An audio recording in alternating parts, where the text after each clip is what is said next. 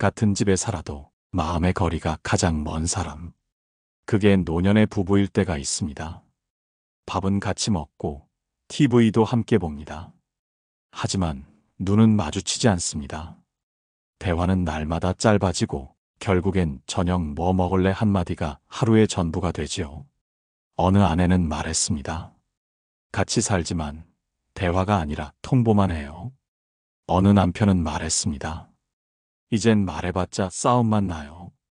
사람들은 흔히 노후의 이혼을 늦은 철부지의 선택이라 말합니다. 하지만 그 이면에는 훨씬 조용하고 오래된 균열이 있습니다.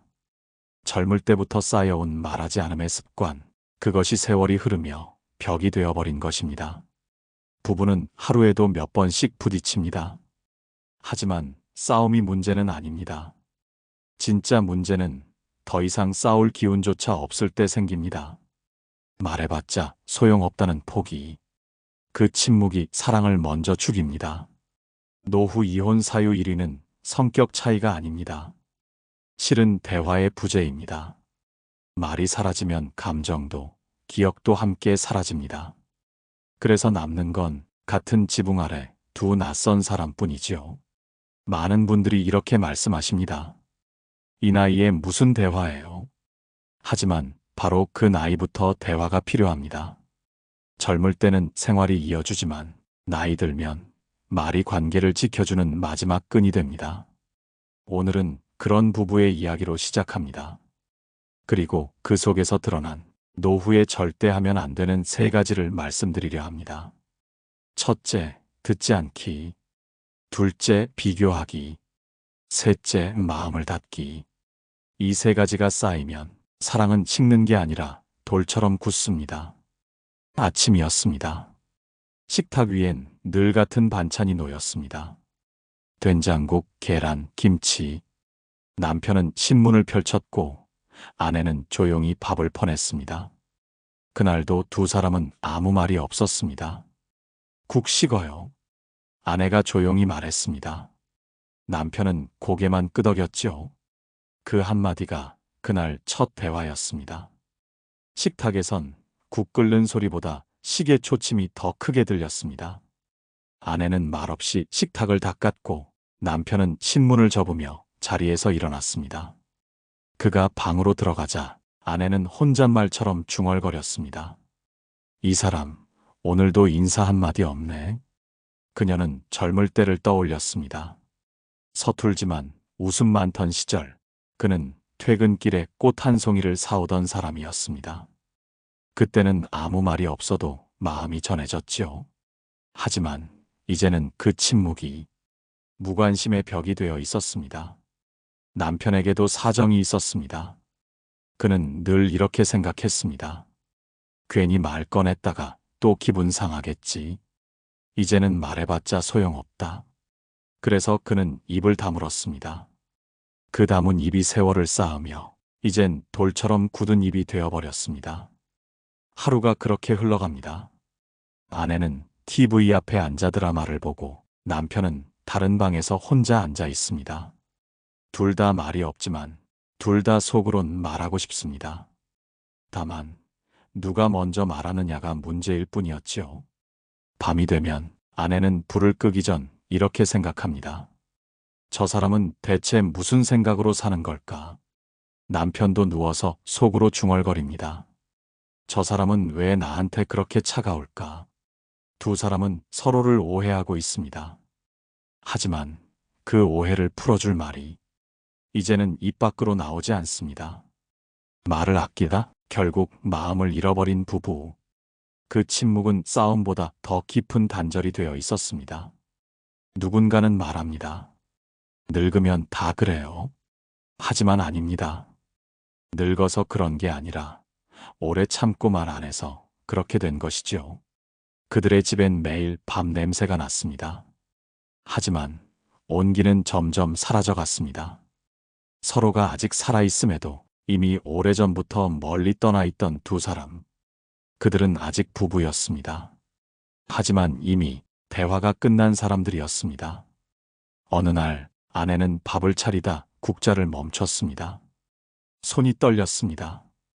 이제 정말 더는 모르겠어요. 그 말이 입에서 새어나왔습니다. 누구에게 들리길 바란 것도 아니었지만 마치 자신에게 말하듯 중얼거렸지요. 남편은 여느 때처럼 방에서 나왔습니다. 식탁 앞에 앉아 신문을 펼쳤습니다. 아내는 조용히 물었습니다. 오늘도 신문이 먼저예요? 남편은 아무 대답도 하지 않았습니다. 대신 신문장을 한 장 넘겼습니다. 그날 그녀는 마음속으로 결심했습니다. 이제 이 사람 옆에 있어도 아무 의미가 없구나. 이혼의 순간은 그렇게 조용히 옵니다.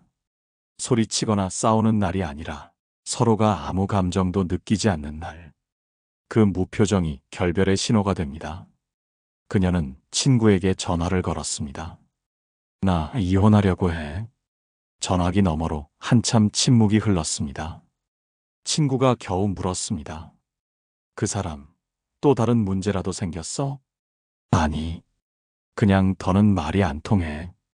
그 한마디에 모든 게 담겨 있었습니다. 말이 통하지 않는다는 건 이제 서로를 이해할 마음이 없다는 뜻이죠. 남편은 그 말을 나중에야 들었습니다. 이혼이라니, 그 나이에 무슨 소리야? 그는 분노했고 억울했습니다. 내가 뭘 그렇게 잘못했는데? 그의 목소리는 높았지만 그 속엔 미안함이 없었습니다. 아내는 고개를 들지 않았습니다. 잘못을 찾으려는 게 문제예요. 이제는 누가 옳고 그른지가 아니라 그냥 너무 멀어졌어요. 그녀는 그 말을 남기고 자리에서 일어섰습니다. 그 순간 남편은 처음으로 공허한 숨을 내쉬었습니다. 정말로 가는 건가?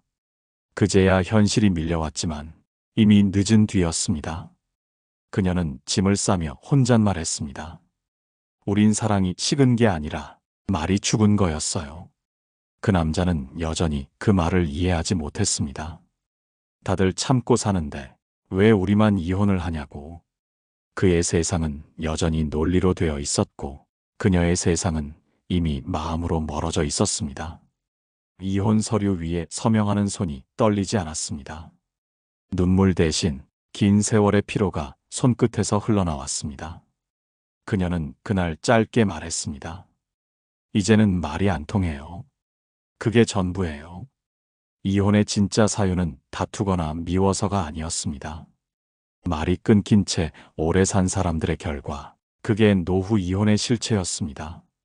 이혼 후 남편은 여전히 그 집에 남았습니다. 가구의 위치도 식탁의 자국도 그대로였습니다. 단지 식탁 맞은편의 빈자리가 새로 생겼을 뿐이지요. 그는 아침마다 습관처럼 두 사람분의 밥을 했습니다. 밥솥을 열면 김이 피어오르고 그 순간 잠시 착각했습니다. 이제 곧 아내가 나오겠지. 하지만 부엌은 조용했습니다. 그는 신문을 펼치려다 멈췄습니다. 그 종이의 부스럭거림이 이제는 너무 크게 들렸습니다. 그 소리 속에서 그는 깨달았습니다. 자신이 그동안 얼마나 많은 시간을 소리 없이 살아왔는지를. 그는 처음으로 자신에게 물었습니다. 그 사람, 왜 나랑 말하기 싫어했을까? 그러나 곧 고개를 저었습니다. 글쎄, 내가 뭘 그렇게 잘못했을까? 여전히 답을 찾지 못했습니다. 그 질문 속에도 변명과 억울함이 섞여 있었죠. 아내는 멀지 않은 동네의 작은 월세방으로 옮겼습니다. 창문이 작은 방이었지만 그녀는 이상하게도 마음이 편하다고 했습니다. 아무 말 안 해도 숨이 막히지 않아요. 그녀는 그렇게 말했습니다. 혼자가 된 첫날 밤, 그녀는 불을 끄고 조용히 누웠습니다. 무섭지도 외롭지도 않았습니다. 다만 허전했습니다. 그 허전함이 이상하게도 따뜻했습니다. 이제야 진짜 침묵이 무엇인지 알게 된 순간이었습니다. 남편은 며칠 뒤 그녀에게 전화를 걸었습니다. 밥은 잘 먹고 다니나? 그녀는 짧게 대답했습니다. 예. 그 뒤엔 아무 말도 오가지 않았습니다. 전화기 너머로 두 사람의 침묵이 흘렀습니다. 예전엔 그 침묵이 불편했지만 이제는 그냥 자연스러웠습니다. 이미 서로의 말이 닿을 곳이 없다는 걸 둘 다 알고 있었기 때문이죠. 그날 밤 남편은 혼자서 술잔을 기울였습니다. 이 나이에 혼자 남을 줄 몰랐지. 그의 목소리엔 슬픔보다 허무가 섞여 있었습니다. 그는 혼잣말로 중얼거렸습니다. 그 사람은 지금 웃고 있을까? 대답은 들리지 않았습니다. 아내는 같은 시간 창밖으로 내리는 비를 보며 중얼거렸습니다. 이제야 조용하네. 그녀의 눈빛에는 후회도 미움도 없었습니다. 그저 긴 세월 동안 굳어있던 마음이 조금씩 풀리고 있을 뿐이었지요. 그들은 이제 각자의 세상에서 다른 침묵을 살고 있습니다. 하나는 후회의 침묵, 다른 하나는 해방의 침묵. 하지만 그 두 침묵은 결국 같은 진실을 말하고 있었습니다. 사람은 말하지 않으면 사랑도 늙는다는 것. 시간이 흘렀습니다. 그녀는 혼자 사는 삶에 익숙해졌습니다.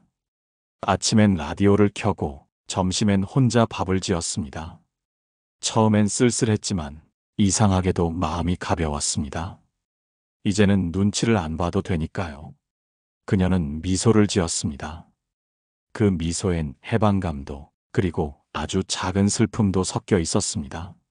하지만 밤이 오면 그녀의 방은 조금씩 무거워졌습니다. 불을 끄면 오랫동안 들어주던 사람의 숨소리가 사라져 있었지요.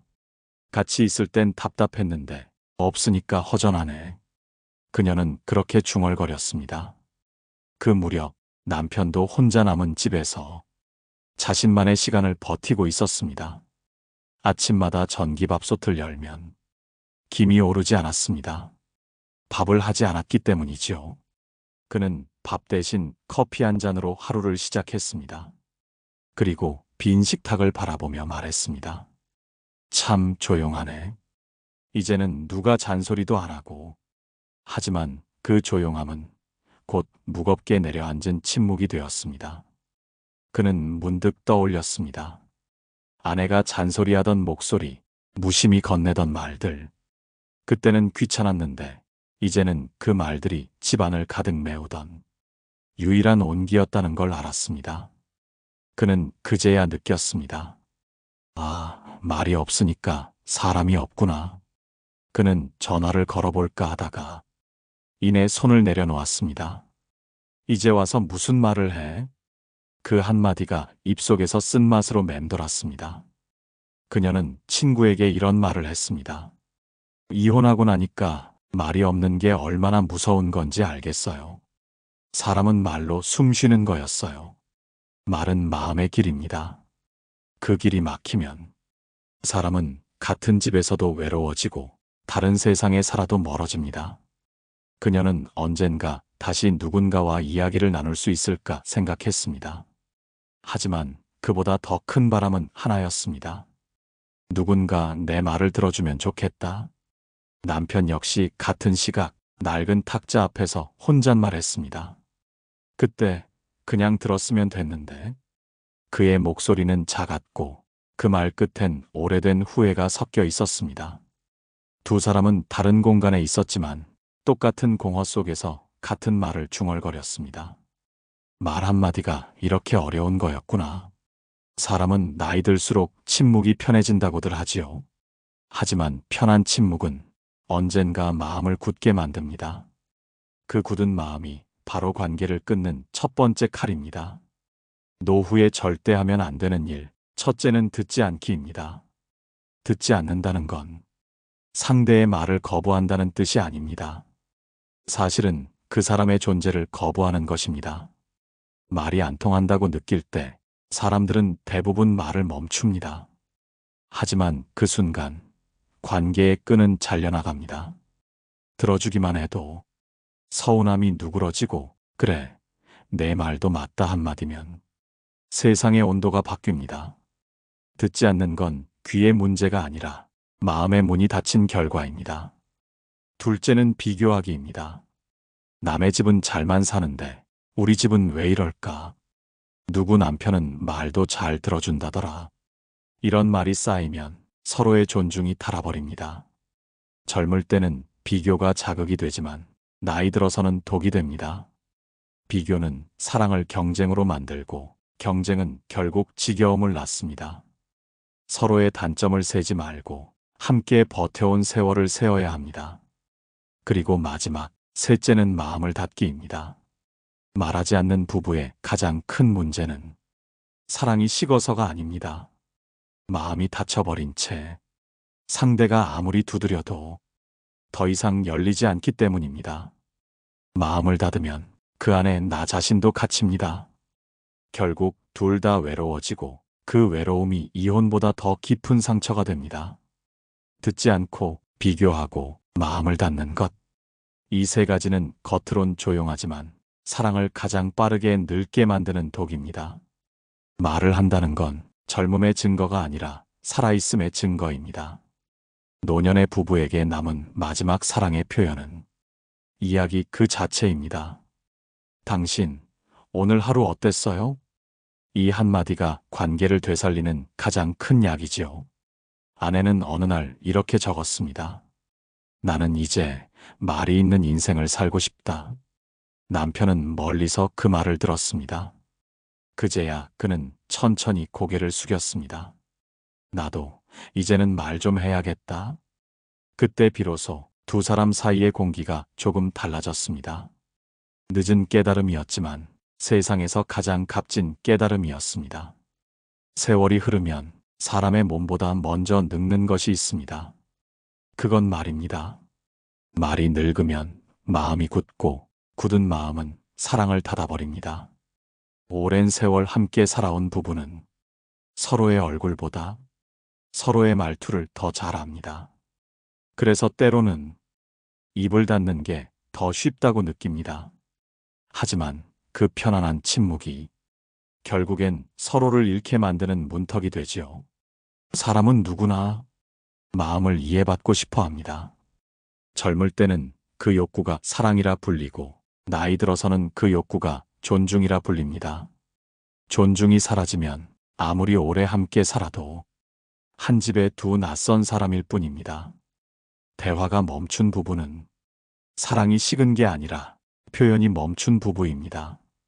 표현이 사라진 자리에는 짐작과 오해, 그리고 침묵만 자랍니다. 노후의 가장 위험한 건 병도 가난도 아닙니다. 서로의 말을 들을 마음이 사라지는 것, 그게 진짜 고독입니다.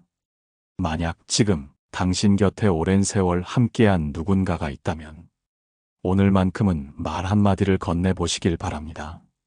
오늘은 좀 어때요? 그 한마디가 무너진 관계 위에 다시 다리를 놓습니다. 사랑은 큰 고백에서 시작되지 않습니다. 사소한 말 한마디, 조용한 시선 하나에서 다시 살아납니다. 그리고 노년에 절대 잊지 말아야 할 마지막 교훈. 말을 아끼지 마세요. 침묵은 지혜가 아닙니다. 끝까지 말할 용기만이 사람을 사람답게 만듭니다. 한평생 함께 산 부부라면 이제 더 이상 완벽할 필요는 없습니다. 다만 서로에게 여전히 말을 걸어주는 것, 그게 남은 세월을 따뜻하게 만드는 유일한 사랑의 방식입니다. 오늘 밤 그가 혹은 그녀가 당신 옆에 있다면 먼저 말을 걸어보세요. 당신, 내 목소리 들리죠? 그 말이 닿는 순간 이미 사랑은 다시 살아납니다. 노후에 빛나는 지혜였습니다.